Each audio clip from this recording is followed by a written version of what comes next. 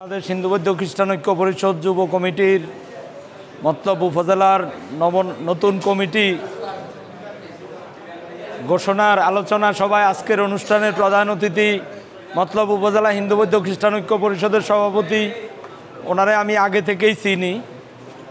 আর শ্যামলদা মানে আমি জানি না উনি কোন পদে আছে, তবে জানি ঐক্য পরিষদ বা পূজা পরিষদে আছে।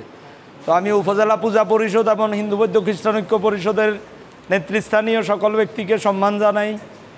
পাশাপাশি এখানে যারা আজকে উপস্থিত হয়েছেন এবং আমাদের চাঁদপুর থেকে আগত কমলেশ্বর দা, যিনি অনেক পরিশ্রম করে মানে বিশেষ করে ওনারা 4-5 জন অনেক পরিশ্রম করে যুব ঐক্য পরিষদের কমিটি জেলায় ঘোষণা হওয়ার পর ওনারা যেভাবে চেষ্টা করতেছেন যে পুরা উপজেলায় সংগঠনটাকে দাঁড় করানো। যদিও জেলা কমিটি হওয়ার আগেই আমাদের ফরিদগঞ্জে যুব ঐক্য পরিষদের কমিটি হয়েছিল, ওই কমিটিরই সেক্রেটারি আমি। তো সে কারণে আগে থেকেই ফরিদগঞ্জে যুব ঐক্য পরিষদের কমিটি ছিল। তো আমি একটা কথা বলবো, সেটা হলো যুবকদের উদ্দেশ্যে একটা কথা বলবো। আমি আবার ফরিদগঞ্জ উপজেলায় ইসকনের পরিচালক, আমি ইসকনে একজন দীক্ষিত ভক্ত, আমার দীক্ষা নাম গুরু করুণানিধি দাস, এবং আমি ফরিদগঞ্জ উপজেলার সাবেক উপজেলা ছাত্রলীগেরও সহসভাপতি ছিলাম। যদিও ইসকনে যুক্ত হওয়ার কারণে রাজনৈতিক কোনো সংগঠনে আমি যুক্ত হইতে পারি না, রাজনৈতিক কোনো পদ ক্যারি করতে পারি না, তবুও রাজনীতির সাথে একটা সম্পর্ক রাখতে হয় যদি হিন্দু সমাজকে ভালোভাবে রাখতে হয়। তো আমি যেই কথাটা বলবো সেটা হইলো আমাদেরকে সমস্ত হিন্দু সম্প্রদায়ের যত সংগঠন আছে সমস্ত সম্প্রদায়কে ঐক্যবদ্ধ হতে হবে। কে কোন মত, কে কোন পথ, এটা রাখা যাবে না। এটা রাখলে আমরা ধ্বংস হয়ে যাব।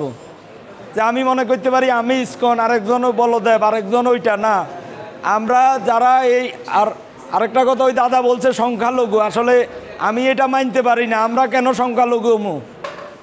আমরা কি এই দেশের নাগরিক না? তাহলে আমরা কেন না, আমরা সংখ্যালঘু না।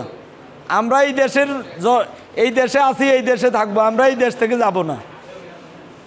তো সবার যারা এখানে আজকে নবনির্বাচিত কমিটি হবেন, আমি ওনাদের উদ্দেশ্যে একটা কথা শুধু বলবো যে শুধু মনে এইটুকু ভয় রাখবেন যে কৃষ্ণের প্রতি শরণাগতি রাখবেন, যে কৃষ্ণ আমাকে সুরক্ষা দেবেন।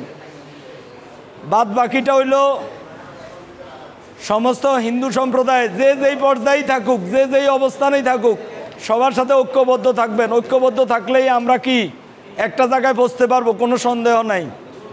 এই ঐক্যবদ্ধতাটাই আমাদের মূল শক্তি। এবং নবনির্বাচিত কমিটিকে আমি ফরিদগঞ্জ উপজেলা শাখার পক্ষ থেকে ধন্যবাদ জানাচ্ছি।